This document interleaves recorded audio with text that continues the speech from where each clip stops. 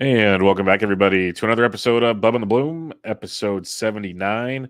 Going to catch up and recap the first base position from the 2023 fantasy baseball season, talk a little playoff baseball, which was pretty entertaining on a Thursday, and much, much more. You can find me on Twitter at BDintric, the podcast at Bubba Bloom Pod, and my co-host, as always, on Twitter at RyanBHQ. Ryan Bloomfield, how are we doing, my friend?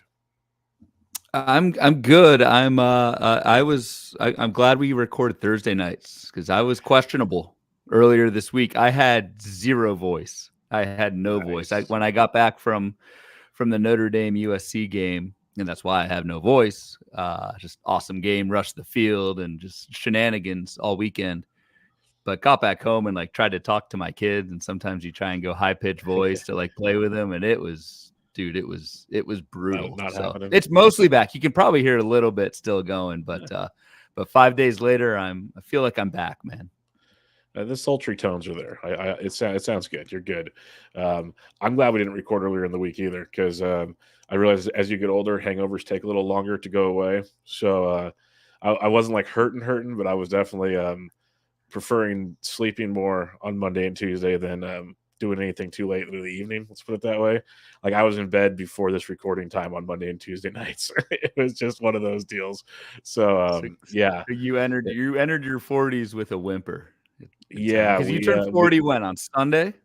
Yeah, we partied on Saturday. Sunday was the actual day of birth, and we started drinking noons, tall boy noons, at about 9:30 in the morning. Played golf, went to dinner. Went to the bar, got home about 1 o'clock. That's late for me. So it was a solid 14 hours of good times in a row. So things I don't do very often these days. And it showed, because I used to be just a normal Saturday when you were younger. Now it's just that doesn't happen much anymore. So we're here. Hey man, belated, bro. You kept it low key. That's what I do. You know how I operate. You didn't even tell me you were. You didn't tell me you're turning 40, and B, you didn't even say it was your birthday. I just saw it on. I think I saw it on Facebook on Sunday morning. I was like, what? And then I was like, oh, you're actually 40. Jesus. Yeah, I know. That's a happy birthday. Thank you. So you want to? This is why I don't talk about it much, because the world of fantasy baseball analysis is becoming younger and younger by the day, and B, I even joked with the guy that I do my golf podcast with, Jesse. We've been doing the show for 6 years now. I told him how old I turned on Sunday, and he started laughing at me because he's 34, I think, 33, 34. And I was like, yeah. Just let it go. But I'm the old man of the group, so don't worry about that. Except for you, Mike Carter. See you, buddy. No, I'm just kidding. But because he always talks, he's 50 and old, and he tweets about it. So it's a fair joke to be made. But that's good. We're good. Life is good, and we move on to the playoffs. But what I will say real quick, for anybody that did not see Ryan's tweet on Thursday, it's first come, first serve. There's one spot left to golf at Dobson Ranch. Not free. You obviously have to pay for it, but there's one spot left. We have 15 golfers, but we have. Well, I don't have to pay. I don't have to pay for it. You don't have to pay. Okay. The person that takes the 16th spot will have to pay for their round of golf, but it'll round out our 4 foursomes. We'll have a good time. So make sure you check out Ryan's tweet. I think that's about it. But if I left anything out, Ryan, fill them in. No, I mean, I even added, even if you're in the Phoenix area, not coming to first pitch, that's fine. We've got 3 full foursomes and then a threesome at the end. So it'd be sweet to fill that out with all 16. It's going to be a blast. It'll be 2 weeks away, man. Just freaking cannot wait. And actually, it was 100 today in Scottsdale. Remember last year we were in a rainstorm and it was brutal. It's looking like 80s so far. Yep. So it was 100 here today. We had a 2-day heat wave come through here. It was 97 yesterday, 100 today. It's supposed to be 74 tomorrow, and it's back to normal. But it's funny you mentioned that. When we were driving to the golf course on Saturday, I was like, you know what? It's close enough to see the long-term forecast now. So I looked it up too, and I'm like, I don't see any rain, and I see high 70s, low 80s. I'm like, this is gonna be perfect if it stays that way, of course. But compared to last year, I think we're in paradise at this point. So big fan, big fan of that. All right, little playoff recaps. When we left off last week, the DS series all wrapped up. We were talking about our LCS predictions and all that kind of fun stuff. Well, as we sit now, the Astros tied it up on Thursday night. Series is tied at 2. Rangers took the first 2 in Houston. Astros took the second 2 in Texas. Andrew Heaney, the Rangers are finding out is not the answer. And then on the flip side, National League, awesome game 3 in Arizona that the D-backs won in walk-off fashion to make it a 2-1 series because Philadelphia looked more than dominant in Philadelphia in their 2 games. So what are you thinking of the series so far? Because honestly, I was like, if Brandon Pfaadt can't do what Brandon Pfaadt did on Thursday, the Phillies might never lose a game this postseason. They're just that dominant right now. Yeah, they looked pretty much unbeatable. Like, and those games were like over in the first inning. You had home runs with Schwarber and Turner and Harper throughout. But glad Arizona. Like, I still feel Arizona. They're gonna have to get a little fortunate to get through here. But yes, game 3 was freaking sweet today. Brandon Pfaadt. It's funny. Like, I think you tweeted like, what will this do to Pfaadt's ADP next year? His ADP is going to skyrocket after this. We were so Derek Van Riper and I share a team in the XFL, which is a keeper league that we actually do the auction at First Pitch Arizona. Keepers are due tomorrow, and one of our guys on the cut line literally is Brandon Pfaadt. And don't want to say like one playoff performance pushed it over, but we're keeping him. Oh, I would have kept him anyways, unless you had some other really tough get. Well, you guys did. Yeah, there's like trades. You guys built for the future, so you probably do have some tougher cuts. Yeah, we kind of, I don't want to say tanked it, but we're playing for 24 and there's contracts, that sort of thing. But yeah, Pfaadt is in. Joe Mantiply, Virginia Tech's. Dude, Joe Mantiply is starting game 4. How about that, man? I saw it's Joe Mantiply versus Sanchez, who was not bad towards the end of the season. Christopher Sanchez. Christopher Sanchez. But I saw Joe Mantiply, I was just like, oh, we're going bullpen game in game 4. This is going to get real wild in the desert. So I got rooting for him because I like to see, the D-backs have some fun, and I want to see super easy. And plus, we want 7 games. It's just the reality of things because we're baseball fans. But that Phillies team in Philadelphia playing in that ballpark, I don't know many teams are going to beat them. Like, they're 6-0 this season in the playoffs at that ballpark, and it's for good reason. Like, they talk about, like, in football with the Seahawks, the 12th man. That is a 10th man in Philadelphia. Like, a heavy – I'm going to get 10th, 11th, and 12th man. Like, that's a deep bunch right there. Yeah. Yep. Absolutely. And it's freaking fun to watch. It's really. I would love to go there. That's now on the bucket list. Like, I want a playoff game in Philadelphia. Like, that's on my list of things. Yeah. What's your thoughts on the? I said this on the pod last week, but my brother-in-law went to. He's a big Braves fan. He went to, I think, the last game of the DS up there. And he didn't get stabbed. Yeah. He lived, and he had a good time. So good. I think it's like the thing people always like, oh, if you're an opposing fan, but like, you can be a fan for the other team anywhere you go. Just don't be an ass. It's very simple. They're like, usually with these. I've gone to Dodger Stadium and I end up drinking and cheersing Dodger fans. Like, you can survive if you're not an ass. Yes, and almost like at the USC Notre Dame game last week, it was everyone was just really cool with each other, and it's not just because you're wearing a different color shirt that. Now the NFL might be different, but that's a whole other story. ALCS. Yeah, we don't talk about that league on this podcast. ALCS. What are we thinking there? Because this has been a weird series. Like, Rangers look great in Houston. Houston looks good in Texas. Like, I don't know. It's weird.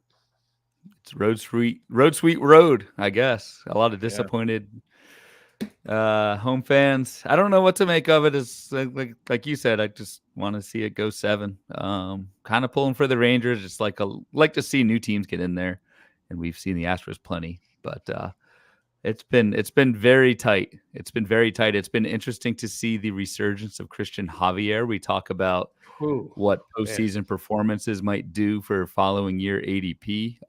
Christian Javier could be a pretty interesting case study. I think he went his first 20 2/3 innings, something like that, without giving up a run until his most recent start. And I think our friend and first pitch speaker now, Rob DiPietro, mentioned like the movement on Christian Javier's fastball looks back to what the kind of the peak Javier that we were seeing. So just some interesting takeaways there, just fantasy wise. Yeah, it's wild how things can disappear and they can figure it out again. We'll see. I saw you like a .071 opponent's batting average against in his postseason career. Like that's insane stuff That'll for Christian play. Javier. So yeah, we'll see where that goes. I'd like to see the Rangers with as well. I just, you throw that rotation, like that's their problem when they got all those injuries. Like Scherzer's not the same Scherzer. Obviously, they lost, DeGrom and everything else. But man, their starting pitching depth really showed in Game 4, and they're bringing Jomo back in Game 4. They're bringing Jomo back for Game 5, and he has to be basically perfect because they need this one. They can't go back to Houston expecting 2 more. So we'll see how that goes. And Ace yeah. Eovaldi is good for at least a win. Yeah, for sure. Maybe, but hopefully that's the clinching win in Game 6. Let's hope that's the clincher. We'll talk about the World Series next week because those series will be wrapped up, and haven't looked at the schedule, but we might actually have World Series games next week when we talk next. So we'll give you a little more playoff blurbs there. But here we are, 2023 first base review. And I started doing my rankings, and I just took a break because it is a wild position. When you look at the names, you look at the differences in players, and like just look at this board that Bloom put together, we're going to see a lot of that in our discussion here. So I'll let you have the floor to explain the board once again for those that maybe missed the catcher's preview. Yeah, for those that missed the catcher preview, we're doing this each position every week, probably twice a week starting after first pitch. So starting in November, because we got a lot of positions to go through. But similar type of board, actually same exact board as last week, where I'm taking the preseason top 30 at each position and using the Razzball Player Rater to compare that preseason ADP and that preseason ranking of ADP compared to where they finished per the Razzball Player Rater in 5x5 leagues. And so those are those two middle columns, ADP rank and 2023 rank, that I'm kind of going down and looking and see like who, like, Jose Abreu was the 7th first baseman off the board entering the season, finished 27th. That's another playoff takeaway that we'll probably talk about when we get to him. He's been bonkers. And then we've got the color-coded average home runs and steals, just so we can kind of quickly see which pockets of suck we'll get to in the bottom left of our screen. That's a rough from right CJ Cron to Jose Miranda. We'll definitely talk about that one this evening. But also just seeing like the little greens from Freddie Freeman, who had 23 steals, which just seems crazy. Cody Bellinger, 20 steals. A few more steals at the position overall. So just kind of use that color coding to kind of see where these stats came from throughout the top 30. And then at the end, we'll talk some breakout guys that weren't even drafted in the top 30, because there are definitely a few of those guys who really shot up boards in 23.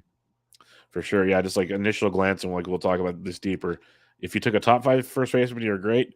If you took a 16th or worse first baseman, you did okay. If you did anywhere in between that, the middle, oof.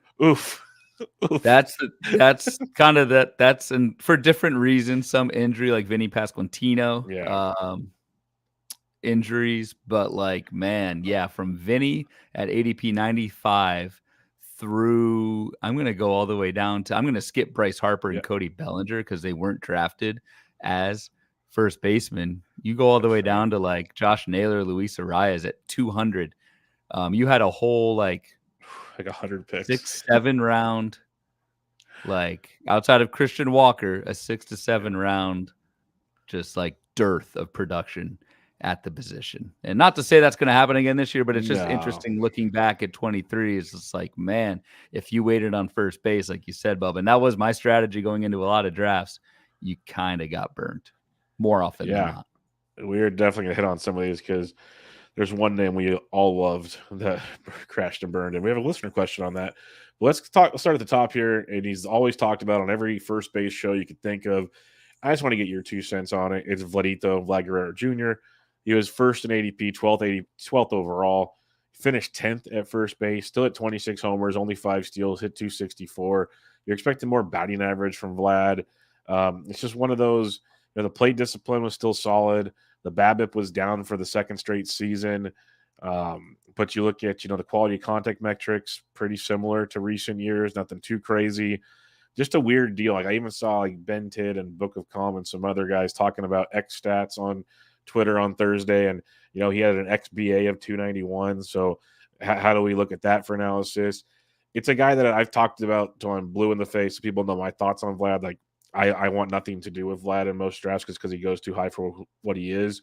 But he seemed like he underachieved, as I'm trying to say. Like he wasn't this bad, but I still don't know if he's good enough to continually be a top pick. So what's your thoughts on this Vlad season in 2023? I have to agree with Toby, who you had on a couple weeks ago on Bench with Bubba. It's just like he picked the wrong year. Toby did, and a lot of us did probably, to really fade Vladimir Guerrero. And that year, of course, was 2021, which to me looks like a pretty severe outlier when Vlad hit 311 with 48 home runs and 134 runs plus RB, or 234 runs plus RBI. Like I feel like Vlad, and this is weird to say, and it doesn't happen often, but like it seems like Vlad had his career year at age 22. I just don't see. I mean, you ran through kind of the numbers, Bubba. I just don't see like, yeah, the BABIP could come up a little bit, but a lot of ground balls. Even the raw power is just kind of, I don't want to say tanked, but it's not.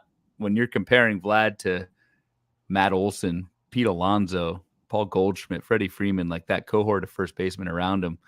I mean, I don't think I'm going out on a limb saying Vlad was a bust in 2023, given where he was. Like he wasn't like just didn't totally fall flat, but man, you can't hit 264, 26 homers and 5 steals from a first round pick. Like that's pretty bad. The last thing I'll just mention, remember Vlad in 2022 had that random stolen base outburst. He had 8 steals in the second half of 2022. And then we thought, oh, maybe he runs a little bit more. New manager in Toronto, new rules in 2023. It was just interesting to see that stolen base total go down from 8 in the second half of 2022 to just 5 for all of this season. Makes you wonder if there's like a leg injury we didn't know about, maybe, or they were just that fluky stolen bases, but or a team thing. Like I mean, Bo Bichette didn't run really at all. That's true. They all kind of slowed down this past year. That is something to wonder about. Springer did steal like 25 or something like that, but still, I don't know. It's was not a good year for Mr. Guerrero. Freddie Freeman, 14th ADP, second first baseman, second finishing first baseman overall because of another player we'll talk about eventually. But Freeman hit 331. That's his 5th straight year over 300, 29 homers. And you mentioned those 23 stolen bases earlier. That stands out in a massive way because, he had 13 last 2022. That was his career high before 2023. But you look at Freddie, it's like over 100 runs, over 100 RBIs. He just continually gets it done at the plate. Any thoughts on this? I don't know if there's a ton to really talk about, but he just continues to be a beast at the plate for any fantasy team. And he's getting older, but getting better. It's like a fine wine. Yes, he is. And like getting faster as you get older. I don't know if that's actually true. I don't know if his sprint speed is up there, but like that's one of the more random stolen base spikes that I think I've ever seen. Freddie Freeman, who had 23 stolen bases the previous 3 seasons combined, and then in his age 33 season just decides to go out there and swipe 23 bags. He didn't have that many more steals than Vlad did last year. So I don't think we can expect 23 again next year. Like I definitely take the under. I think it probably goes back to 12 or whatever, but honestly, it doesn't matter. You're taking Freddie Freeman. I think he's given the floor, the consistency, and yes, some steals. Like that's a mid first round pick for me. Yep, for sure. This is a fun one for me. Pete Alonso, he had an ADP of 20, third first baseman off the board, still finished 4th overall, even though he's hit 217 with 46 homers and 4 stolen bases. 217 after hitting 271 and 262. The BABIP dropped to 205 this past season. That is a tremendous drop, considering the barrel rate, the exit velocity, the hard hit rate did drop as well. A lot of drops in those regards, but the power was still very, very much there for Big Meat Pete, the polar bear. So this is a guy, obviously, we're on 2024. I'm interested in for next season as a potential bounce back, but you're still going to pay a premium. What do you think went wrong in 2023? So like when I look at, you can't just kind of start and say and end the conversation with BABIP. Yeah. It was really bad, but I also look at, so what was the contact quality like, and what was the trajectory? Even more importantly, what was the ground ball, fly ball? And for Pete Alonso, the power was just enormous, as it usually is. So it wasn't that he's not hitting it soft, and like the fly ball rate went from 44% to 48%. Not really a big change in trajectory. So like I kind of think the strikeouts were up too. So like there is, I don't know if he goes back to like 270, but 250, something like that. I think makes a ton of sense for Alonso. And if he does that with the 46 homers again, which I think that part is repeatable, he could out homer Olson next year. Um, I don't think his stock will drop that much. No, The other, shouldn't. I mean, and Pete Alonso, he's like the most durable dude out there. He has 13 IL days in his entire career, 630 plus plate appearances every full season, played a full 2020 COVID season. That's a ton of volume. And I think that's, we talked about volume on the catcher episode last week, but like that's one part of Alonso's game that's a little bit underrated. It's just he doesn't miss games. Yeah, I remember he got hurt with like a hamstring injury or something, and they were thinking he was going to be out like a month. He missed 10 days this past year. Yeah, that's right. Yep. And he comes back and just starts crushing it. The only thing I can look at, and again, I don't know why this would affect his BABIP a ton per se, considering the power, and you mentioned the ground ball, fly ball, all that stuff. Way, way less swing happy. Like his zone swing was down 10%. His overall swing was down 6%. His called strike was up 5%. So he was taking a ton more pitches. Now, how does that correlate to a average drop to 217 and a BABIP to 205? Maybe he's swinging a lot of two-strike counts and just kind of not loving life, and he's crushing pitches earlier in the count that he likes for home runs. I don't know, but definitely something. And I'd love, like, we could go way deeper on things, but I'm curious to see how many like fly ball outs he was getting compared to usual. If his fly ball rate's that high, because it means he like a spray chart. Does he like warning track power? Do you have X home runs like 55 or something? Like the Rowdy Tellez stuff that we were all hoping would bounce back this past year. Things along those lines with Big Meat Pete. Like I'm not overly worried about looking when I look at it as under the hood per se for Big Meat Pete. Goldie did Goldie things. I don't have a ton on him. Like he's kind of slowing down, what you'd expect from a man of his age, 268, 25, and 11. But do you have a ton on Goldie? Still finished 8th at first base. Yep. Still finished 8th. Didn't kill you where you took Goldie. No one was expecting a repeat of 2022, and you got fine numbers. So no biggie and nothing. He's just one of those guys you kind of know what you're getting. So now here we go. Big Matt Olson. This was a heck of a season. He had an ADP of 45, fifth first baseman off the board, finished first overall, hitting 283 with 54 bombs and a stolen base, drove in 139, scored 127. Like just video game numbers from Matt Olson. You mentioned plate appearances, 720. He's got 3 straight years of some pretty quality plate appearance numbers as well for Big Matt Olson. If we're looking at those things, an amazing year, a year we expect probably some regression for, but as a whole, just beastly numbers that I was wondering if you have any takes on this because it was insane. just like the perfect storm of playing every day in that historically good lineup.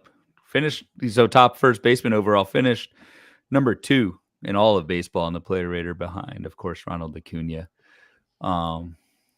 Just a monster season. Yes, like for next year, different conversation, but like it is a team build thing. Like you're not getting any stolen bases from Matt Olson, but like you're getting 4 categories, that maybe 3.5. I don't know. He hits 280 again, but you're getting 3.5 categories that are just freaking monster. And that's huge. Just kind of know what you're building around that. Because after like really, I mean, there's a handful of first basemen that actually steal. We'll talk through a few of them later on in the episode, but yeah, just know if you're getting Olson, you gotta get bags elsewhere. You got to get bags elsewhere, and that'll be a theme at first base as we've left the main stolen base culprits here. There are a few later, but those are the main ones. Now is where stuff hits the fan. Vinny Pasquantino, 6th first baseman off the board, finished 69th. not so nice. 247 average, 9 homers, 0 steals, but he had the shoulder surgery, put him out for the season. Expected to be back next year. Shoulder surgeries are not exciting, but when you get him on the 15 turn and a 15 team DC, that's kind of enticing to me. I was wondering if you were gonna I'll bring throw that it one out up. there. I think you're still sore from the backflips you were doing when you picked them.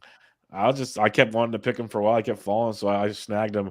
I still think there's a lot to like here from the kid. It's just, I think it's the surgery he should have before because when he injured the shoulder the first time, they mentioned it's like, oh, he's had this injury before. Like it's this amount of time, he'll be back. Maybe he needed to get under the knife, fix this thing. I don't know if we have a ton to say about him because he got hurt, but it did not end as planned for Big Vinny P. More of the same from his rookie year. Like, yeah, the batting average was down 50 points, hit 295. Vinny's rookie year in 247 this season, but a lot of BABIP there. The contact rate, I'm in forecaster mode. The strikeout rate, I'll go to more standard metrics. The strikeout rate was just as elite. The plate skills are just as elite. Vinny P will be fine. I really don't think he should be falling much past like pick 100 if he was 95 last year. It's the same guy. Yep. So what'll happen is he'll be going low because people either A, forget about him, or B, are worried about the injury. Then his first spring training home run, it'll all start coming back. That's at least that's my thought. So he's one of the guys I feel like if you're doing early drafting, enjoy it while you can type stuff because he'll be back to like what Ryan said, kind of what we saw last season. I'm just going to throw out some names and say if you have any thoughts. Jose Abreu, horrific start to the season, still finished with 18 home runs, hit 237, finished 27th first baseman off the board. Any thoughts there? Because you did mention something about his postseason at one point. Postseasons look great. Did you know, Bubba, Jose Abreu, for as bad as he was, took from forever at his first home run, you know how many RBI he had this year? No, just what do you got? 90. He had 90 RBI this year. That's pretty impressive for considering how that season went. Yeah, just interesting. So that's my only fact with Abreu. I think I definitely bombed on him this year, and it was really bad for the first half. But he's salvaging things and looking very strong as we go deep into October.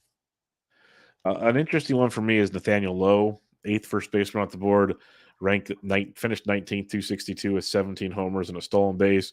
In 2022, he had 27 homers, hit 302. He's walked more this past season, but struck out the same as he did in 2022.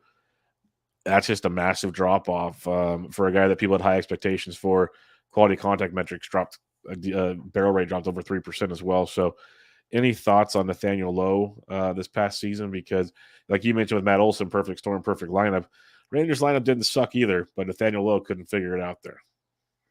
Yeah, which is kind of one of the dim spots in an otherwise really, really good lineup. This is kind of the start of the suck. Yep. I took Lowe in my main event, and I mean he was one of those set and forget guys just because he is playing every day, and you think at some point it turns it around, but at the end of the day, like 262, 17 homers, that's not much from a pretty much top 100 pick. Yeah, it was rough. So, well, he might be one of those guys. I can already see it now. We'll talk about as a potential quote unquote value per se in drafts because he will fall, and we know what the potential is that's there.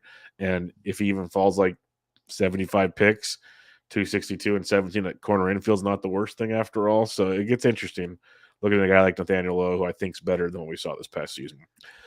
Christian Walker. Now, this is a fun one. ADP of 9. He's the 9th first baseman on the board, pick 136, finished 5th overall. He hit 258 with 33 homers and 11 stolen bases. By far the most stolen bases of his career. He had 8 back in 2019. That's back-to-back seasons with over 30 home runs. Back-to-back seasons striking out less than 20%. And his average up to 258, which is close to his career high was 271 in the COVID year. So Christian Walker, outside of a really rough 2021, has been pretty dang good for quite a while. And I think we might have to overpay if we want him in 2024. Yep. And one of my L's for sure. I think if we go back to first base preview before the season, I think I was like on a lot of the first basemen in this tier, starting with Jose Abreu, and I was off of Christian Walker. Need to look at that and kind of figure out why. I just didn't think like last 2022 was like 31 years old with that breakout season. I don't think I paid enough attention to actually, this goes back to Bubba, what you were just saying, is like how good he was even before that. And so just definitely did not expect last year's breakout, and then he one-ups it in 2023. Like that's in an age 32 season. That's fascinating and pretty much supported by the underlying skills, which is even better. And I think like a guy like Walker, it's going to happen to Nathaniel Lowe here now. Some of these other guys, we don't always have the time to do it, but it's worth looking back on because a lot of us just use projections to kind of get us going with what our thoughts are, and putting them into whatever sheets you guys use. And I'm not saying you per se, but the crowd at large. Attacked. And a lot of I feel attacked. No, I'm just saying because a lot of those use like 3-year averages. So if you like last year, they throw in his 2021 to Walker's, and it would weight it down pretty good. Especially even if you throw the COVID 2020 into that mix too, it gets real murky real quick. So I think it's just something I've talked about and others have too, that this is like the first 2024 season where we've had a real 2023. We expect the ball to be the same. We know the rule change. Like we have like a normal season to go off of, which we haven't had in a while. And if we can use that to kind of parse together previous production, I don't know. It's just, we don't all have time to do all that stuff. But I think if we use strictly projections, like Ben and I talked about it on a recent bench with Bubba, they're great for many reasons, but it shouldn't always be the end all be all type stuff. But they just something to think about because there are outliers like a Christian Walker. And for Walker too, just one last point. It was just like I don't think anyone saw. It's kind of similar with Freddie Freeman, that stolen base spike coming. Like what the hell? So it's just interesting. Like, was it new rule based? Was it something else? It's just like did the new rules affect certain guys and didn't affect other guys as much? I'm writing an article in the Forecaster about the stolen bases, so I'm just kind of diving into that. But that's something where it's like, man, to go from 1 to 2 steals last few years to 11, like. It feels like a guy like Walker might have benefited from his team running more with Carroll and Marte and other guys. Could be totally wrong. Just like literally just pulling that one from the hip right now. So because like you mentioned Vlad, the Jays felt like they ran less as a team overall.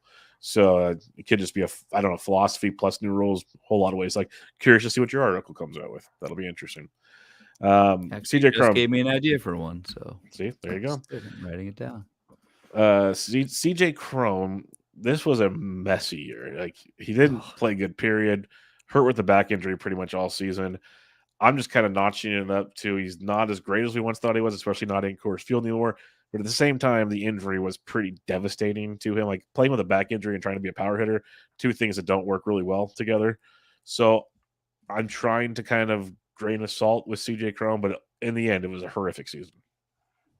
Yeah, man, really was. And I think the back, you covered it, just bothered him all year. And I do think that is a takeaway. It's not just like fade everyone that has a back injury, but the stuff doesn't go away that easily. And obviously with CJ Crum, I think even when he was playing, because there is some skill here lurking, although he is kind of getting up there now. So maybe it's just kind of degrading, but be very because Crum came back a couple times and then went back on the IL, and just be very skeptical of even if news is good on a back injury. It's just and in this case, should have cut bait much earlier in the season than I did with Crum on a lot of teams. So yeah, to finish the 54th overall first baseman from a top 10 round pick is pretty terrible.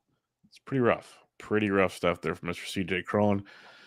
Andrew Vaughn. This is one that I'm going to dig into this offseason a ton. So maybe let's just spend some time here in discussion because we're going to talk Torkelson later. And I thought Vaughn and Torkelson shared a lot of similarities, being former top picks, struggling out the gate, see where it goes.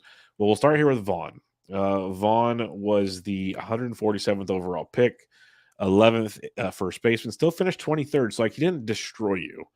but 258, 21 homers, 0 steals. The steals kind of stand out a bit there for where you took him ADP wise. But the dude played a full season. Didn't crush you in strikeouts. Didn't do a ton in the counting stats. It's just a weird overall look when you look at Chrome because the quality of contact, not bad. So what are your thoughts when you look before I just blabber off every stat on the board here? But like he's a guy where you see certain gains, and you're like, okay, that makes sense. And you see other parts, and you're like, well, that's weird. So what's your thoughts on Andrew Vaughn here, who I feel is like this is a biasy thing. I feel he's a much better player than this. I think you're overrating him personally. That's why I said it could be a bias. It could be a bias. That's what I'm saying. So I'm working with Corbin Young this year on the forecaster, and Corbin got Andrew Vaughn's box. So this is pretty fresh in my mind. We were going back and forth on it the other night. And I feel like Andrew Vaughn is like that old, boring veteran. You just know what you're going to get from him, except he's 25 years old and a top 3 overall pick. And so it's just like the profile that we've seen in the majors doesn't match what we would expect someone of Vaughn's pedigree, age, whatever, to produce.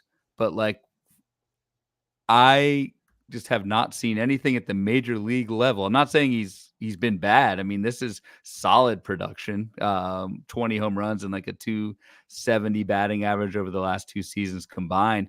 But I just don't see any like signs of growth from the underlying skills. I don't see any signs of like Andrew Vaughn falling back either. So it's just weird to think of like a top 3 pick as someone who's just kind of like old reliable. And maybe I'm wrong on that, but like Vaughn has not shown us really anything to kind of veer from expecting pretty much the same thing from him next year if you just look at the skills. And maybe it clicks like in an age 26 season with experience, but we now have 1,200 plate appearances of Andrew Vaughn at the majors, and it's just kind of like average.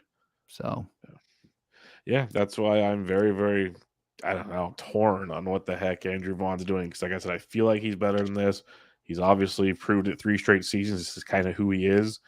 Maybe he's the next Vladimir Guerrero Jr. Just doesn't get drafted like he does. Like it's just there's a feel like you expect him to be more than he is.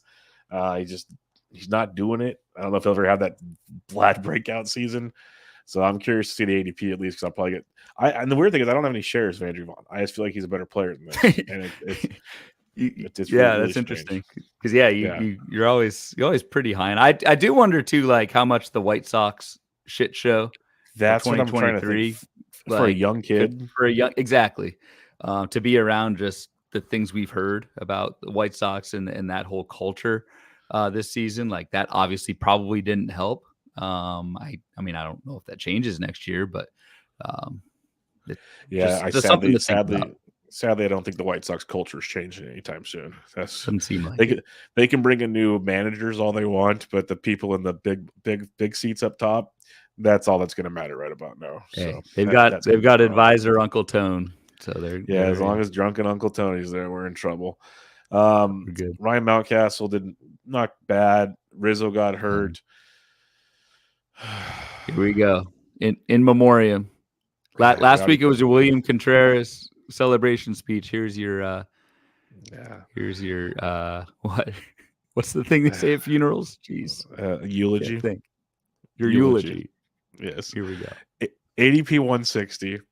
14th first baseman at the board. Somehow still finished 60th. I could have put money on less, but maybe they only rated out 60 first basemen. I mean, how many first basemen are there? Miranda's 85th. So that's true.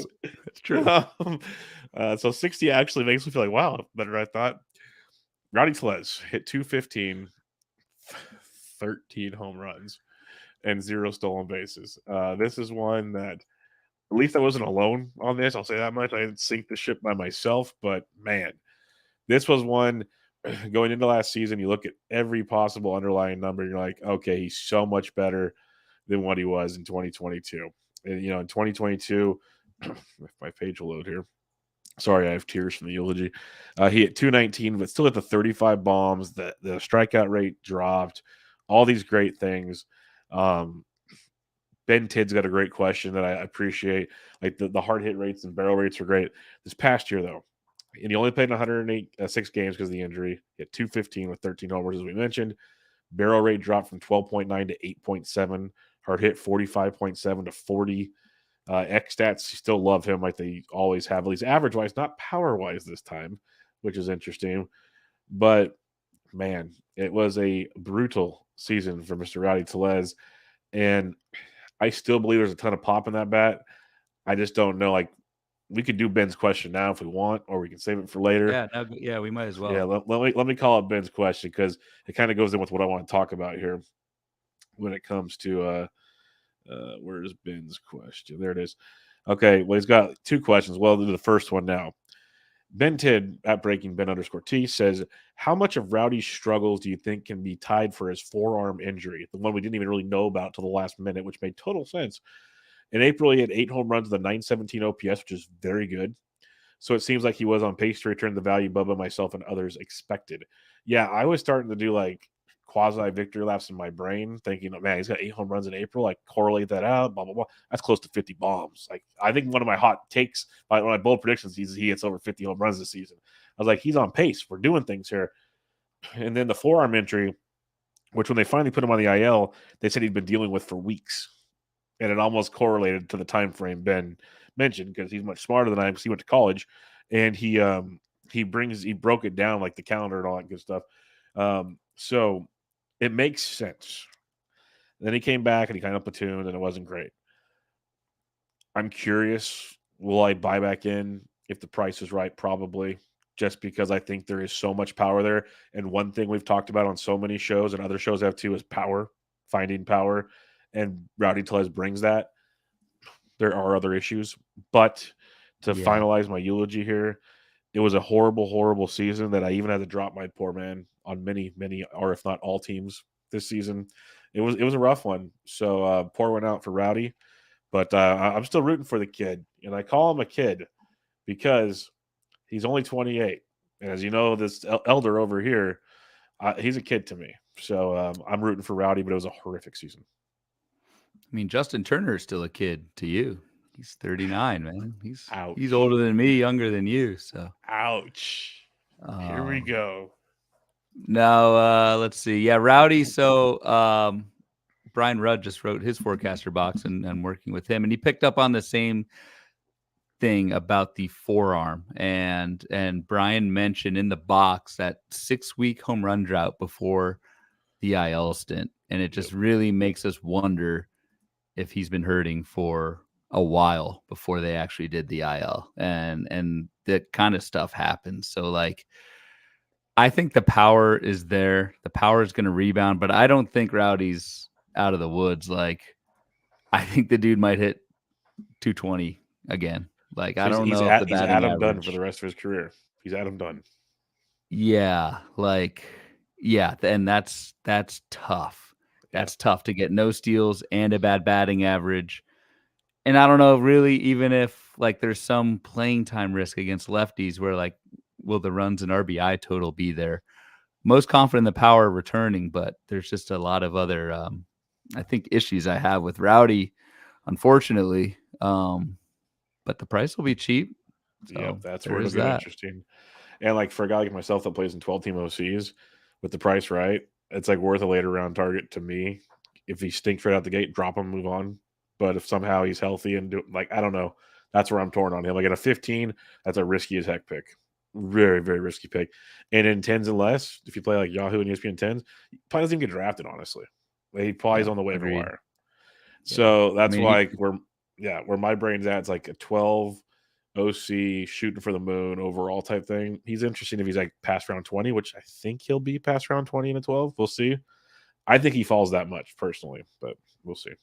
I mean, he hit 219 over 600 plate appearances in 2022. We kind of forget that, and then 215 this year. Like that's a long time to be really bad in batting average. Right. Let's put it this way: there's been 3 DCs that have been done on the NFBC so far.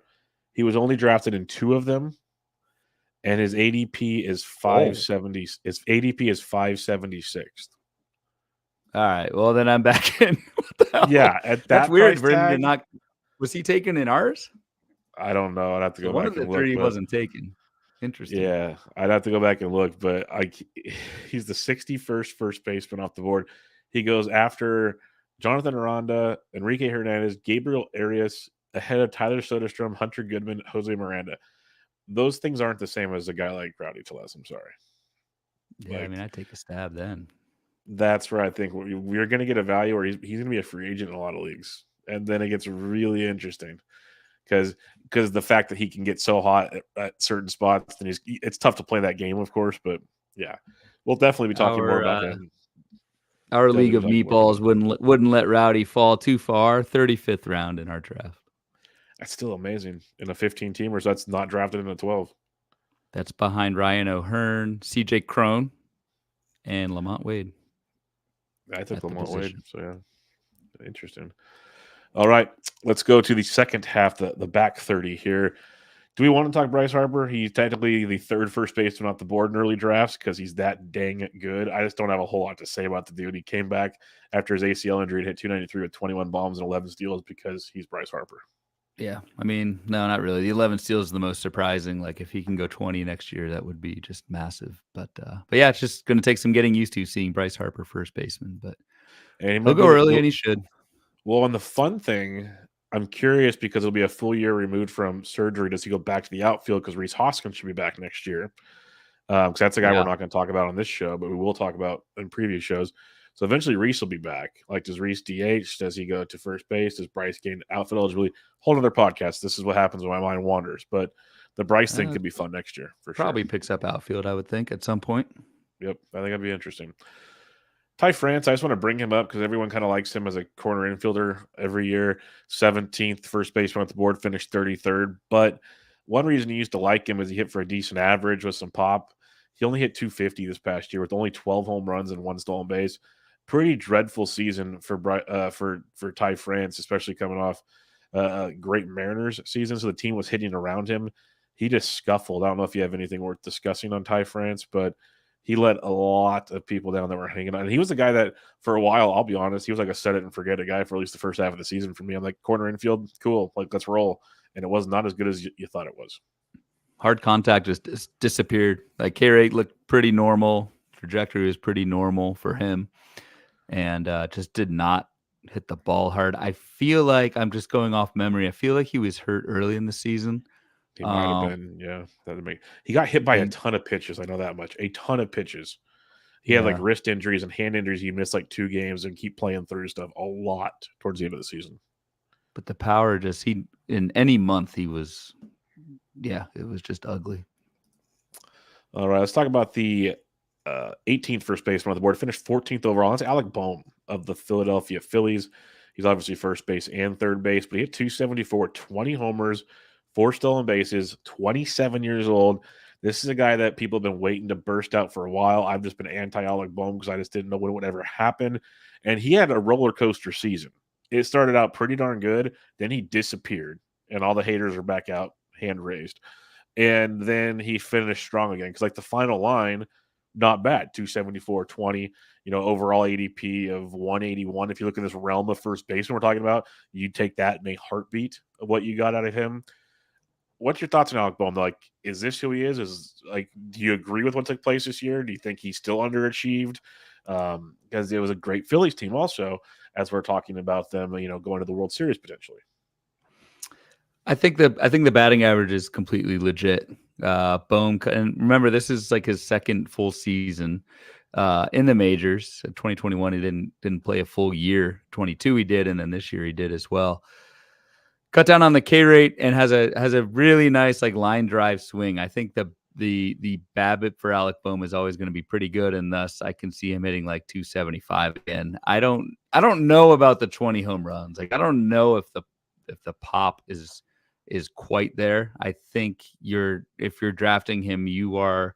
I mean, he'd pair well, even though obviously they're at the same position, but he'd pair well with like a Matt Olson or Alonso, where like maybe you're down a little bit in average and you can pick it up here. But I trust the average more than the homers for Alec Bohm, and I don't really see like a major step forward from him. It just feels like a kind of low end first baseman, corner infielder next year.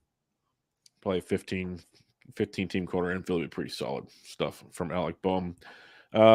I won't talk about all these guys, but I do want to mention like Josh Bell. We'll skip a few, but I just want to mention Josh Bell for the fact that everyone talks trash on Josh Bell. Picked as the 19th first baseman, did finish the 30th first baseman overall. Hit 247, but the 22 homers. He played great with the Marlins to finish the season. He had 0 stolen bases to leave his career total at 4, because he has 0 stolen bases in all but 2 seasons, which is pretty impressive. So usually you get a better batting average than this, but the power is what he is.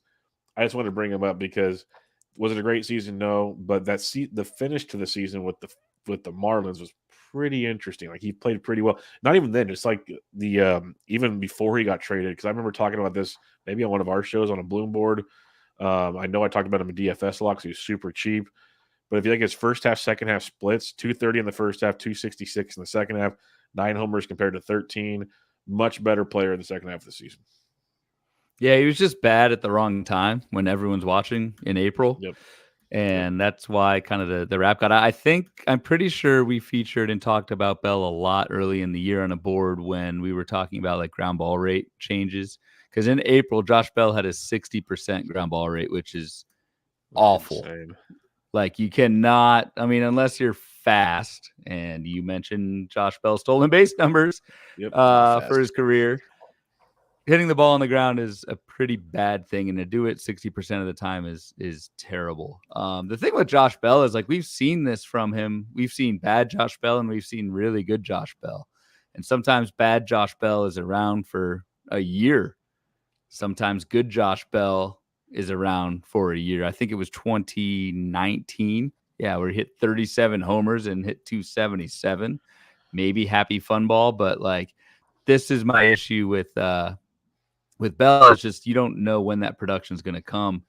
And I think by the end of the year, like it kind of works out. But like if you're in head-to-head leagues, it's just like it's a tough ask because he is streaky as hell and has been throughout his career.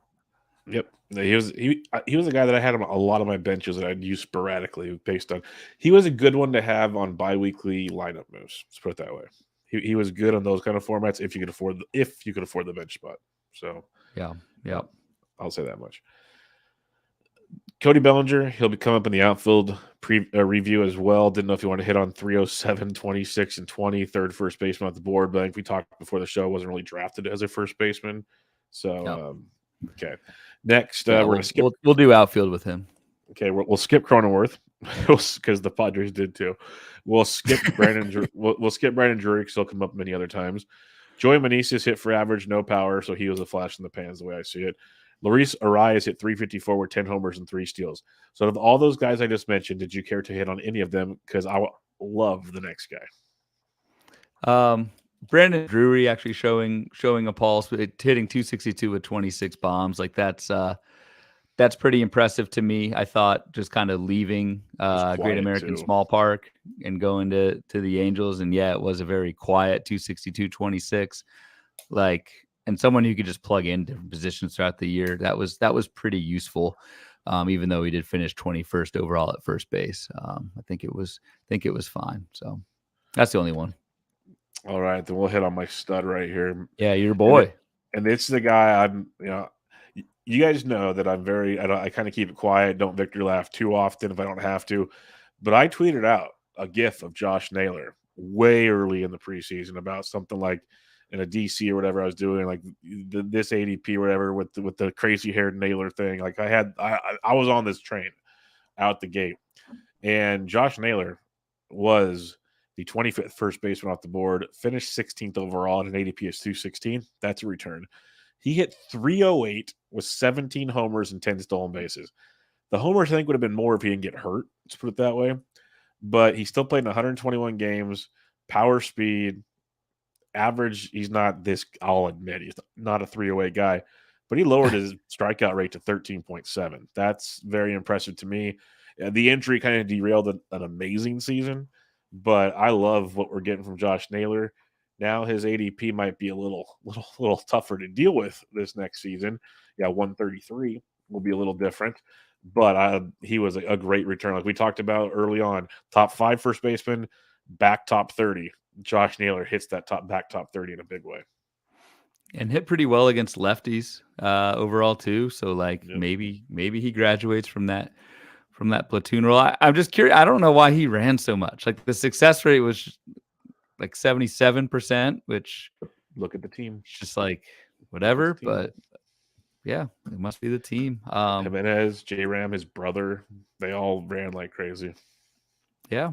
No, this is impressive, and I think, I mean, if you didn't get hurt and got those 600 plate appearances, like this looks even better. So could be worth a jump in ADP, to be honest. Yeah, could be. It might not be a Nolan Jones jump, but it could be a jump. So we got that going for us. This next guy is another one. Like this is where this back end and the guys with the honorable mentions that weren't originally top 30, they're all going to enter like the top 20. Most of them will enter the top 20 in ADP. So that's why when I mentioned earlier, I'm starting to do my ranks for first base, and it's just wonky compared to previous seasons where you're moving guys around and everything. Triston Casas, 26th first baseman off the board at 231, finished 25th.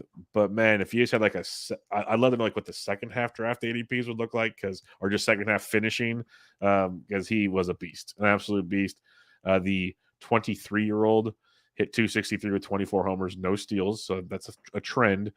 But just the overall production was pure beast mode. Hit 317 in the second half with 15 bombs. My God. So that's where I'm just gonna leave it here and give you the rest of the floor. But what's your thoughts on Triston Casas? Because this is a guy that for a couple of years now, the hype train's been very high, and he kind of like got a cup of coffee and didn't look great. He got comfortable about midseason, and boom goes the dynamite last year. Oh yeah, and I'm one who, and maybe I just can't get visions of Bobby Dahlbeck out of my head, but like I just was like so sore from that disaster last season where I just didn't pay too much attention to Casas, and that's a flaw in my game that obviously has nothing to do with what he was doing. Did not realize the second half batting average over 300. That is, I knew the power was there. I didn't know that the batting average was there. I wouldn't expect it to be that high next year, but like, I mean, he improved the K rate in the second half while also hitting for a ton more power, more barrels. Like when you're 23 years old and this is your really first prolonged exposure to major league pitching, to be able to adjust and improve like that in your first full season is really freaking impressive. And yeah, playing time seemed like an issue early in the year for Casas, and that will not be a thing next year in Boston. That disappeared completely. Like a couple other second half, first half splits. Still walked 13.7% both halves, but he dropped the strikeout rate 2.5% in the second half. This is some crazy stuff. OBP went up to 414 in the second half. He had a 1.031 OPS, 300 ISO, 174 WRC plus. Did I mention his age by chance? Oh yeah, he's 23. Like holy crap, that's pretty good stuff. James Anderson took Casas in the 9th round of our meatball draft, which is a steal given that the first 7 rounds were drafted in August, and a lot of that was before Casas really took off, or I guess he took off before that, but he didn't sustain it until or through the full season. So I would expect that 9th round ADP to go up a little bit. Yeah, he's got a 101 ADP right now. There you go. It's pretty impressive. Miguel Vargas, a guy I wasn't really on a ton, finished 66th at first base at 195, 7 homers, 3 steals into the season of the minors. Anything on him? Like I wasn't a big fan to begin with, but there were a lot of smart people that were. We are. So I mentioned the XFL keeper cuts that we have, and we have a really nice contract on Miguel Vargas, but it's like, even in a keeper league, this was so bad. He did sound like a broken record. Had his forecaster box as well. I think I have like half these guys freaking forecaster. Fractured his pinky and got hit in the thumb on his same hand early this season. Like I just wonder how much that played a role, but that doesn't excuse like how bad Vargas was all season. This was a major step back to the point where like you take a stab on him in the end game of like a 15-teamer. And if it doesn't work, you just move on pretty quick, which is kind of crazy given that he's so young. But you got to be able to show something in the majors in order to get, reasonable draft spots. Yes, indeed. DJ LeMahieu was next. He actually finished the year strong, but not much to talk about there. Justin Turner, 29th first baseman off the board, finished 7th at first base. Now that is called value. hit 276 with 23 homers, 4 stolen bases. Also had third base eligibility, of course, and maybe even a middle infield at one point. He's going to be a free agent this year, 39 years old eventually this year. So he's getting old, not quite old enough, but getting old. But what are your thoughts on Turner? This is a guy that I was actually all in on, more for third base as a later third base target. But this production, the dude, he's just a hitter, just a pure freaking hitter, and didn't slow him down this year. Did not. I mean, he did slow down. He had a pretty bad September, but there was a heel issue in August, and he just tried to play through it, and it was not good, which, again, isn't a total pass given he's, as old as you now. Those injuries aren't going to go away, and like they're going to lag and hang. Like you're in for a rough one, Bubba and Justin. But trust me, I know. I should be giving him tips when you wake up and everything hurts. Yeah. But from a pure skill standpoint, yeah, I agree. I mean, he's a hitter, and the skills themselves actually show like no sign of slowing down. They will at some point, but I mean, I'm willing to go back in here, finish 7th. Like that is crazy good value for Justin Turner last year. Almost as good as this next guy, Yandy Diaz. Yep. ADP of 269, 30th first baseman on the board, finished 6th at first base. 6th. 330 average, 22 homers, 0 steals. Kind of slowed down as the season went on. Real quick, Ryan, before I let you take the floor on this one, because I've never been a Yandy guy. He elevated the ball this year. Congratulations. You've also shown graphs that might say something else. But maybe you know already, but I'm going to throw it out there. Do you know how old he is? Because I was shocked when I just saw it. Yeah, I do, because I have it up, 31. But yeah. Yeah, I thought he was like late 20s. I thought he was like 27, 28. He's a lot older than I thought. So interesting. But what are your thoughts on Yandy Diaz? Because I know this is a topic we've talked about before, and you had some graphs on it. Super. So a couple so 12 of his 22 homers came in May or through May, because he did have that kind of launch angle change, but it didn't really last the full season. Yandy Diaz's fly ball rate was actually lower than it was in 2022 than it was in 2023. So all that talk of him lofting the ball and getting more fly balls actually turned out to not be the case, despite hitting more fly balls early in the season. But like, man, you want to talk about a hitter? Yandy Diaz hit over 300 in every single month this season. Like, I'm going to go out on a limb, maybe outside of Luis Arias. I don't even think Arias did this. I don't fell think apart anyone late, I think. did that. Yeah, like the consistency with Diaz. And the thing with Diaz, and to kind of differentiate him from Luis Arias, is that there is pop. So even though he doesn't hit many fly balls, like Yandy Diaz does hit the ball pretty hard. It's just on the ground a lot. So like I can totally see another 300 plus batting average with like 15 homers, maybe 20 as a ceiling. Can't see going 22 again. I think that was just like an early season, not fluke, but just like an early season barrage that got folks really excited. And the rest of the season, he was just kind of meh from a power standpoint, but the average was there all season. Yep. And run production should be somewhat there, at least scoring runs in that lineup, hitting towards the top of it. A couple of breakouts that were not top 30 ADP guys. Spencer Steer, we'll talk about him more at third base, but he finished 9th overall at first base with a 395 ADP. Let's hit on Torkelson. Spencer Torkelson. I think we had like side bet somewhere. I probably won at least a beer off you on this. I know that much. But I will buy you beer anyway for Torque. I'm sure we did, because whatever the bet was, like I was all over him, and you're like, no. Yeah, I remember that very clearly. I said trust. We were talking about projections. I remember this. Yeah, we were talking about because the projections did not like Spencer Torkelson, and you were like, yeah, but this dude is like just learning how to adapt in the majors. Like things are there. I'm seeing improvement like in season. He's going to go off, and he went off. Got me. He finished 12th at the position with an ADP at 294. Overall stat line, because I want to give you the splits, because that's kind of will go off of what we were just talking about. He finished hitting 233 with 31 homers, 94 RBIs, 88 runs scored, and 3 stolen bases. I mentioned the runs and RBIs because that's Detroit, folks. Like, that's actually kind of impressive to me to have that much run production there. But the average is up from 203 last year in his debut, so I take that as a little bit of a bonus as well. But I want to mention the splits, because this is the improving thing we were discussing. First half, second half, he hit 228 in the first half, 238 in the second half, 12 homers in the first half, 19 homers in the second half. And if you go into the more advanced stats here, the strikeout rate actually went up a bit, 2% in the second half, which maybe is more aggressive because the OPS went up to 816 from 709. He had a 260 ISO and a 121 WRC plus. So there's very, very clear improvements in the second half of the season. I think it's legit, folks. I might be overreacting, but this dude is a masher. And man, imagine him not in Detroit. That would be awesome.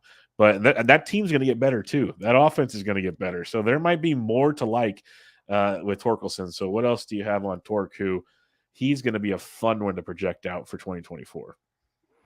I mean, my biggest thing is I still like the batting average. I think it'll get better than like 230, but I don't see much more than 250 right now. Again, that could change. Like I was like 245, yeah. Yeah. But if you go 245 with 40 homers, and I think I had Torque's box, I believe it was me, in the forecaster, and I think we put an upside of 40 home runs on him, and can totally see that coming to fruition next season. I mean, he got 30, and so with the second half skill support from all the barrels and all the hard contact, I could totally see that going on. I do worry a little bit about the batting average, but I'm probably nitpicking. Fair enough. Isaac Paredes was your 13th first baseman, finished with an ADP of 315. He was productive off and on. There were some really cold spots, but overall good season. Nolan Jones, 17th first baseman, the ADP of 481. And I'm going to say 17th. He only played in 106 games, and he hit 2020 with 297. I know y'all have heard me talk about him enough, so I'm not going to like go wax poetically, but to do that in 106 games, that's a 30-30 skill set, which is pretty dang impressive. And if he played a full season, he'd be a top 10 first baseman as well. So love me some Nolan Jones. Do you have any other thoughts on Nolan Jones? No, just we were talking about him before, and it sounds like you're gonna have to pay up because this shocked me. That's the problem. Oh yeah, this shocked me that you're basically paying a top 50 pick for Nolan Jones next year. Like I'd have thought top 100, sure, but top 50, that sounds rich. Sounds rich. It means I probably won't have any, unfortunately. That's the shame in it. Because I love the kid. I was cool with like 75 or something. Yeah, top 50 is gonna be tricky. But then again, if you're a power speed guy, say you go and take one of those early guys we talked about, like a Pete Alonso that doesn't get steals, and you just want to double tap the corners or first base outfielder, and I can go draft 30 steals right now. Like, what's the difference between him and like a Randy Rosarena or something? That's how the mindset has to change. The track record. That's fair. With like, that's Randy, fair. like big time. And this is Nolan Jones he only has what 500 career. Oh yeah, I'm not arguing the track record at all. And I'm like, just saying if you're thinking, it wasn't thinking really 30, like guy. Yeah. No, that's true. I don't know. I like him. Yeah. Like what he did last year was skill supported and great. He'll be 26 next year. Like he's kind of an older prospect. Had some pedigree, but wasn't like a can't miss guy. It's just like, man, I don't know. Yeah, it's a weird one. Struggle with it. And then you have Carlos Santana. He's the 18th first baseman. Jeimer Candelario is 20th. I'm a big Jeimer fan. And we talked Carlos Santana a few times because he actually finished with 23 bombs and at 240. He's kind of like doing what Justin Turner. He keeps plugging along right now. So any thoughts on those two players who you still get at a pretty decent price on draft day, but it's just kind of a nice consistency that at least Heimer brings to the table. Santana has shown some weaknesses from time to time. I mean, it's draft and hold season for some of us. We'll be draft and hold season for normal people soon, but like that is a takeaway. Like there is, even though we see all these prospects getting called up, some doing really well, some not so much. There is value in that older dude who just plays and draft and holds. And Candelario and Santana kind of proved that this year. They were prime examples of going with volume and consistency as opposed to the next big thing. For sure. So we'll talk more about those guys, obviously, in our previews in a couple of weeks. Some of those guys will come up in other positions as well. But let's talk about some listener questions here. We'll talk about part 2 of Ben Tidd's question, not just the Rowdy struggles. But he also says, do you think the hype around Torque is misplaced? I don't think we do. But I guess to what level's hype? But what do you think? Yeah, I can't get a pulse on what the hype is. Like I feel like a lot of people, myself included, were a little bit too down on Torque this season, and that's going to flip. So You're just brought I back to don't know. reality is what that is. Yeah, I mean, so like, all right, so here you go. It's at first base right now. It's Christian Walker, 84 ADP, Spencer Steer, then Torque at 93. Would you take Torque or would you take Christian Walker? Or Casas? Casas is the next first baseman. Torque is sandwiched between Christian Walker and Triston. I think Joe G hit me and Eric Cross up with, would you rather go Casas or Torque? We both said, why are you the way you are? Like that was the gift we sent. Oh man, I'd probably go Casas over or Torque would probably be third on that list. Christian Walker, because you're talking track record with like Nolan Jones and Randy Walker's got the track record. We got that. Oh yeah, I believe Casas' batting average is such a gigantic gap. Like Casas isn't a 317 guy, but he's probably a 280 guy, which is a huge gap over Torque. And Casas might have just as much power. So I'll go. I might have Casas first there. That's wild. Like this is why I tried doing my first base ranks. I had to walk away because it's so like trying to get biases out of it. So I'd probably go Walker for the for the track record. Casas, Torque is probably where I'd go. It's tough though. I think that's how I do it too. Like again, this like people probably hate this, but I've had many guests on like Drew Forte and others. Like if you're going for like an overall and a 12, I think I go Casas there. Honestly, out of all of them, I think he's got the ceiling of the bunch. Yeah, but if you want that consistency, you pretty much know what you're going to Walker's your dude. But that's a tough one. This is where first base, and you know what the problem is, Ryan. And again, we'll talk about it in our preview. We were talking like this last year. Well, in this range, there's like 4 guys we like a lot, and then we saw that red right now. So yeah, then what happened to them? They all sucked. Yeah, and I don't think it'll be the same this year. So we have to like somehow navigate that minefield again. And that's kind of the tricky part with these reviews is like it's just interesting to kind of get a pulse on what happened last year. I wouldn't say just because there was like nothing for 7 rounds in the middle rounds from first base this year. That's going to happen again next year. It's just a thing. So I wouldn't do that as a takeaway of this, but yeah, man, some of these conversations sound awfully familiar to what we were talking about 6 months ago. And 100%. Why would I could just pick one of Rizzo, Rowdy, Crone. Just take whichever one's left. I'll just take which one's left. Well, didn't work out so well. Little Book of Comms coming with a gym once again for us. Okay, bear with me. Not a first base question, but are your thoughts on guys in the first year of what are your thoughts on guys of I can't even read it. But what are your thoughts on guys in the first year of big deals? Attached is a list of players who signed a deal this past offseason for an AAV greater than or equal to their qualifying offer. 11 of the 15 of those drafted in the main event underperformed at end of season. Will you draft guys who get money in 2024? And he goes on to say, if you looked at the chart, the H or P rank means they were P7 or H, a pitcher hitter or whatever. Pitcher includes relief pitchers. The starting pitchers, hitters, all bats. And the values and ranks are pulled from Razzball, kind of like we do for the end of the season. And it's kind of something we've hit on once in a while, like, hey, first year of a deal, kind of give them a grain of salt. You usually see it work out. Doesn't work for everybody. But certain guys, like, I guess guys with really good track records, I definitely kind of go, okay, first year. Like Lindor is a great example. First year in New York, kind of let it go. He's gotten better every year. Now, Javi Baez sucks. So that's just the way that one's going to go. So what's your thoughts on this question? Like, are you just going to avoid guys in 2024, or is it a case by case? What do you – because 11 out of 15 says something. I'll say that much. Yeah, it does. And there's a little book of com. Look, Ryan coming with the goods. The diagram. Look at this, man. He gave me a little more power here in StreamYard, and I just – Yep, I gave Ryan access, everybody. I apologize for anything that's about to happen.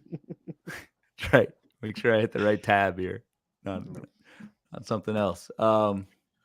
So he kind of did the research for us. Like, at least for this year, I'd be very interested to see what this chart looks like that we have on the screen here, showing those 11 out of 15 signees, and I'm glad that Little Book of Calm did the NA around Edwin Diaz. That's just something good to do because something out of his control. But if this is a trend, like, I don't want to say I'm not going to draft someone that just signed a big contract in a new town, new team, but I'd probably discount them if this was the trend over the last even like 2-3 seasons. So I'd be interested to see if this like 70%, basically not bust rate, but 70% not meeting their draft slot. That could be something that's actionable. Don't want to overreact too much to 1 year, but this is pretty compelling stuff. Like the Trey Turner one, like checks out first year in Philly, but by the second half, he started getting comfortable and he started just raking again. Dansby is an interesting one. So, like, I guess maybe more so towards earlier picks. Like Trey Turner we were all like gung ho on top, 2, 3, 4 pick. Should we have moved him to at least the back of the first type stuff? That's where it's tricky. But yeah, overall, he could probably do it because he's good at this stuff. But I guarantee you, if you look back for like the last 3 or 4 years, you get a lot of similar results. And I wonder if you look at so signed a big contract, but also a different team. So 2 out of the 3 guys that are green here just re-signed with the same team, Nimmo and Kershaw. So I don't know how much that helps a lot. That's a good point. Very good point. Yeah, I don't know how valid that is. If you sign with the same team, you're just making more money. It'd just be interesting to see that comparison with those guys in and with them filtered out. Because I didn't even think 2 of the about 3 that. with the same team. Yeah, I usually was the only one. Yeah, I usually think like it's guys that go to new teams. Basically, is the way I look at it. So that's a good point as well. Only 2 of the 3 that succeeded, same ball club, even better. Yep. All right, Richard Good Sands. stuff. Yeah, great as always. Little Book of Calm, keep them coming. Richard Sands, if you're going to wait on a first baseman in a DC that you're drafting now during the fall of 2023, after pick 175 ish, who would you be considering taking? No ADPs yet, but you are the later first baseman you like. Who are the later first baseman you like? Well, funny you ask, because there are ADP. There's only a few, and it's weird. Like ours aren't even in the database yet, and you can't look at DCs. You just look at all drafs. It's still like it's still working its way out. I figured it. I think ours is counting, but maybe not. It's not because it's not that special. Triston Casas pick. The max is 137 right now, and we would have been way past that. So, a 9th rounder, wouldn't that be past 137? I think, yeah, maybe. No, that's 9th round because. Yeah, that's 9th round. Okay, then my math. So then ours is in here. My bad. After 175, anybody standing out to you like Vinny P at 180 still checks my fancy. But I think Reese Hoskins is one that Jenny Butler picked 2 picks before me, and she DM'd me before I could DM her. She's like, I knew you were going to take him, so I had to take him now. Like, I had him circled. He's going at 205 right now, and he should be back by opening day. Yeah, and I think that's a good early DC pick, Reese Hoskins, because once Reese is back in camp and looks healthy, assuming that happens, like he's not going to be going outside of the top 200. I would go Justin Turner still, like Justin Turner, super cheap. Jose Abreu, super cheap at 300. That may go up with what he's doing in the postseason. But again, I'm catching myself saying the same thing that I would have said 6 months ago. Josh Bell is going 330. Rizzo, if you believe in the pre-concussion numbers, coming back, going around 300. Seems like a lot of decent options at first base after 175. Yeah. So those are a few that stood out. Like even Ryan Noda's down here. Like you kind of know what you're going to get from him. Rowdy Tellez is down here, like insanely cheap. We talked about him already. The other guy I'll mention, Ryan Mountcastle at 241. He spent a lot of the season hurt. Once he got healthy again, he started playing well. So he's another guy that could be a nice little value as well. All righty. Next up on the docket here, E. Albright says, how much Casas is too much Casas for 2024? If you heard how we talked about him, if you watched the YouTube video, saw the glimmer in our eyes. I don't know if there is too much Casas to go around.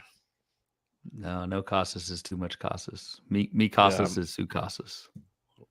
Well, I wish I could end the pod right there. I wish I could. That was amazing. So happy. So happy. Dave Sawa, he asked, I believe this is Dave that won the NFBC 50 overall. I've always liked Bohm, and it was good to see him reach 20 homers. Is there another level for him, or was this his peak? you kind of hit on it earlier, but you're thinking this is close to it, don't you? I think the combination of batting average and power at the same time is probably a peak. I just give much more credence in the batting average than I do the power. Still not sold on the power. And 20 homers isn't like a lot, but the power metrics are just okay. So I don't want to say it's his peak, but if I were a betting man, I'd say like 275, 15 homers. Dave Petroziello says, I take issue with some of the guys that the player rater has ahead of our eyes. His batting average should be worth more. That's something we talk about. There's always different little rankings there. Britton Allen just says Ryan Noda with 3 exclamation marks. Ryan Noda was a Britton Allen and Carlos special. So that Carlos Marcano special. So yep. Kudos to those guys. But and Ryan Noda. And Ryan Noda for pulling. And imagine if he didn't have a screwed up jaw situation, he could have put together even a bigger season. But that'll do it, my friend. First base review in the books. It is a wild position. Like, looking back on it now makes even more sense to why the rankings were so hard to do at first base. It's gonna take some time to shuffle through all that because it was a mess. But like, I feel around half the guys that really sucked, like, okay, I could see a bounce back pretty easily. Like, there's things that looked good. The other half, they really did suck. And there's a whole slew of dudes that should go way up in the rankings. So that'll make for a fun preview pod. But final thoughts on the review of the first base position? No, just only thought is just still avoiding all that red where we waited. We just picked the wrong spot to go first base, and so I just need to think about: do I want to pay up for a Freddie Freeman, Pete Alonso, Matt Olson? I don't see myself doing that, but do I want to go there, or do I want to wait, or go back to that same middle round well and just hope that 1 year's not a trend? Yeah, it's an interesting position to say the least. And also, not even just drafting those guys. Most of those guys we held on to for a lot of the season instead of just dropping and moving on and getting some of these dudes off the waiver. Torque was on the waiver wire. Or like some of these dudes you could have replaced them with and been okay, but they're kind of set it. Like Rizzo has probably played in leagues almost until he got his concussion revealed. Like, it's just one of those insane situations. I had him in labor for until he was on the IL. So. Yeah, so it'll be interesting to see how it all breaks out, but we'll have you covered as usual for 2024 and beyond. Next week, we'll be back with the 2023 second base review. The following week, we'll be in this place called First Pitch Arizona. So you got that going for us as well. Final thoughts as we head on out. You already asked me for final thoughts, so I don't have any final thoughts. Good, just checking. I didn't know if you had your first pitch thoughts. But that'll do it, folks. We'll be back with you guys next week. Check out Ryan on Twitter at RyanBHQ, the podcast at Bubba Bloom Pod. I am at BDintric. This is Bubba the Bloom, episode 79. Catch you all next time.